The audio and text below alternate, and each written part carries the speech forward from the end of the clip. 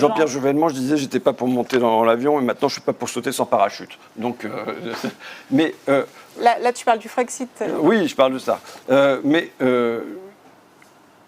Pour moi, la question européenne se pose un peu différemment qu'elle s'est posée auparavant, et y compris, je pense, dans le ressenti populaire. Pourquoi ? Parce que depuis la crise Covid, il y en a deux changements en fait. On a un changement que l'Europe a accepté de desserrer les cordons de la bourse, qui ne nous met pas dans la même situation qu'après la crise financière de 2008. Donc du coup, elle apparaît beaucoup moins comme étant l'étrangleur. Quand Macron dit que c'est à cause de l'Europe... Et sur le terrain, les retours que tu as? C'est ce que je dis. Je pense que la question européenne, moi, ça jaillit beaucoup moins. Et tu as un deuxième fait, qui est quand même un fait majeur, c'est que Macron est plus libéral que l'Union européenne. Ben oui.